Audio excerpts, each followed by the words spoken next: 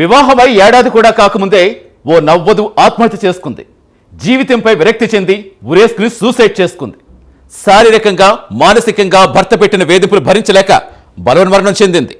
Suicide డేట్లో పేర్కొన్న అంశాలు బట్టి భర్త తనను పూర్తిగా దూరం పెట్టడం, అర్ధరాత్రి ఇంటికి రావటం, శారీరకంగా మానసికంగా దూరం పెడుతున్న కారణంగా ఆమె బలవన్మరణానికి పాల్పడ్డట్టుగా పోలీసులు చెబుతున్నారు. ఈ దారుణ ఘటన విశాఖలో గోపాలపట్నంలో చోటు చేసుకుంది.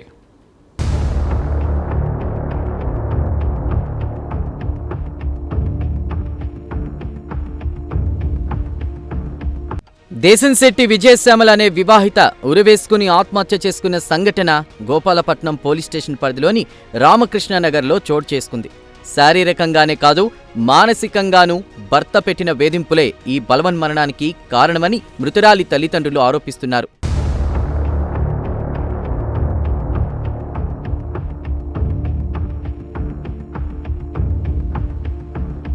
అనకాపల్లి జిల్లా అచ్యుతాపురం మండలం దుప్పుతూరు గ్రామానికి చెందిన దేశంశెట్టి విజయశ్యామలకు 2024 డిసెంబర్ 6న వివాహం జరిగింది. చోడవరం మండలం గోవాడ గ్రామానికి చెందిన దేవాడ దిలీప్ శివకుమార్తో అంగరంగ వైభవంగా పెళ్లి జరిగింది.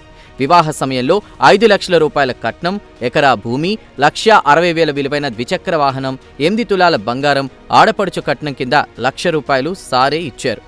శ్యామల భర్త దిలీప్ శివకుమార్ హైదరాబాద్లో ఆర్కిటెక్చర్ డిజైనర్గా పనిచేస్తున్నాడు. శ్యామల భర్త దిలీప్ శివకుమార్ తరచుగా ఆమెను దూరంగా ఉంచేవాడు. అర్ధరాత్రి దాటిన తర్వాత ఇంటికి వచ్చేవాడు.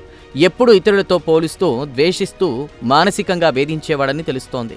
భర్త వేధింపులు భరించలేకపోయిన శ్యామల నవంబర్ 9వ తేదీ రాత్రి 11 గంటల తర్వాత ఉరివేసుకుంది. ఎప్పటిలాగే అర్ధరాత్రి దాటిన తర్వాత ఇంటికొచ్చిన దిలీప్ శివకుమార్ తలుపు కొట్టాడు.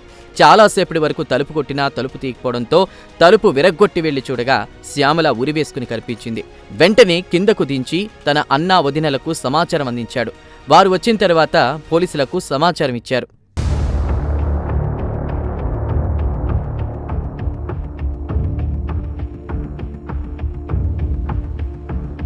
పోలీసులు ఘటన జరిగిన విధానంపై ఆరా తీశారు. నవంబర్ 10వ తేదీ ఉదయం ఏసీపీ పృథ్వీతేజ ఘటనాస్థలికి చేరుకుని మృతురాలి బంధువులతో మాట్లాడారు.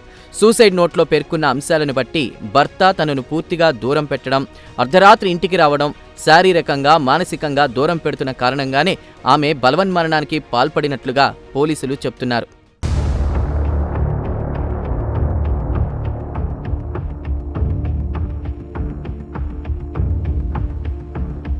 తమ కుమార్తెను అల్లుడే చంపేశాడని మృతురాలి తల్లిదండ్రులు ఆరోపించారు. తమ కూతురు చనిపోయిన తర్వాత తమకు సమాచారం ఇవ్వకుండా అన్నా వదినలకు సమాచారం అందించడం, వారు వచ్చిన తర్వాత పోలీసులకు చెప్పడం ఇదంతా పథకం ప్రకారమే జరిగిందని ఆరోపించారు. ఎకరా భూమి గురించి పలుమార్లు అల్లుడు ఫోన్ చేసి అడిగేవాడని తల్లి రోజారామని ఆరోపించారు. తమ కూతురిని వారే పొట్టన పెట్టుకున్నారని, వారికి తగిన శిక్ష వేయాలని రోధించారు.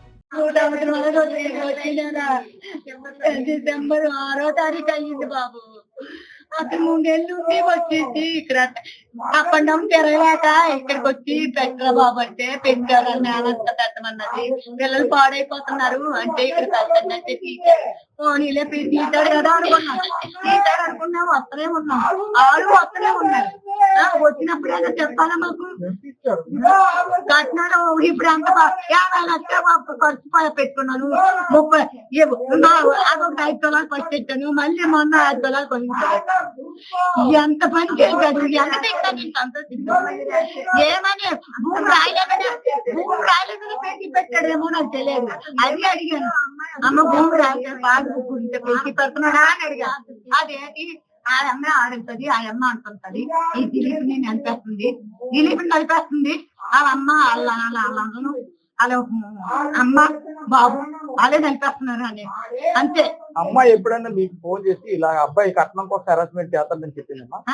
కట్నం గురించి ఈ అబ్బాయి వాళ్ళ అమ్మ చెప్పి చేయించాడు.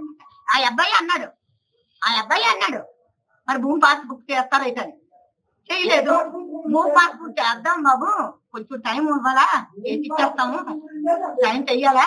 పాస్ బుక్ ఎకరం రాసాం, అన్ని ఇచ్చేసాం. ఆ ఎకరం భూమి పాస్ బుక్ మాత్రం అవుతుందమ్మా, తొండం కడుపు ఆ ప్లేయర్కి ఇచ్చాం. బుక్ చేయడానికి ఒక ఇద్దరి మీద పాస్బుక్ అమ్మేసుకొని వెళ్ళిపోదాం అనుకున్నానేమో మాకు తెలియలేదు. కొంత ఆగు అన్నాను, అంత ఆగు అన్నాను అంతే. నేను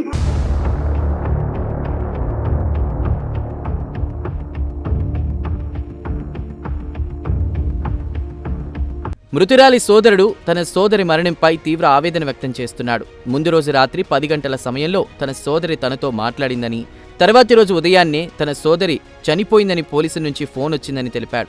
ఈ విషయం తాను నమ్మలేదని తెలిపిన మృతురాలి సోదరుడు పలు సందేహాలు వ్యక్తం చేశాడు. 10 గంటల వరకు నాకు భద్రాచలంలో నిలిచి మా చెల్లి నాకు 10 గంటల వరకు మాట్లాడింది. 1 గంటకి నాకు ఎస్ఐ గారి నుంచి సిఐ గారి నుంచి ఫోన్, మీ చెల్లి చనిపోయింది. నేను నమ్మలేదు. ఎలా చనిపోతుంది ఎలాగంటే అప్పుడు మళ్ళీ మా చెల్లి నెంబర్ ఫోన్ చేస్తే మా బావ ఇచ్చాడు. ఎక్కడ ఉన్నా అంటే స్టేషన్ లో ఉన్నాను. మళ్ళీ వాళ్ళు వచ్చారు, వాళ్ళిద్దరు వచ్చారు. వాళ్ళిద్దరు అందరికంటే ముందు ఇక్కడికి ఎలా వచ్చారు? వాళ్ళిద్దరు ఎవరు? వాళ్ళిద్దరు వాళ్ళ పెద్ద అన్నయ్య, పెద్ద వదిన. ఎవరు రాలేదు. వాళ్ళిద్దరు ఎలా వచ్చారు? ఆడే వచ్చారు, ఆడే దించారు. ఎవరు దించారు ఎలా తెలిసింది? ఒకవేళ చెప్తే ఆ అబ్బాయి ఫస్ట్ మాకు ఫోన్ చేయాలి కదా. మాకు ఫోన్ చేయకుండా వాళ్ళ పెద్ద పెద్ద వదిలేయండి. వాళ్ళ ముగ్గురు కలిసి చంపేశారని నాకు అనుమానం ఉందండి. వాళ్ళ ముగ్గురు కలిసి చంపేశారని అనుమానం ఉంది. వాళ్ళు ఆ ఫ్యామిలీతో ఒక 15 days బ్యాక్ అన్ని టూర్లు తిరిగారు. నోట్ చేసుకోండి. అన్ని తిరుపతి అవన్నీ తిరిగారు. అప్పుడు కూడా చెప్పలేదు మాకు. కానీ వాళ్ళందరూ వీళ్ళిద్దరూ ప్లస్ అంటే ఇప్పుడు మీ సిస్టర్ ఎప్పుడైనా మీకు ఫోన్ చేసి కట్నం కోసం కానీ భూమి కోసం కానీ హెరాస్మెంట్ చేస్తారని నేను చెప్పారా? నాకు డైరెక్ట్ గా అబ్బాయి చేస్తున్నారని చెప్పలేదు. కానీ మాట్లాడట్లేదు, దూరంగా ఉంటాడు, ఇష్టంగా ఉండట్లేదు, ఆ విధంగా తెచ్చింది.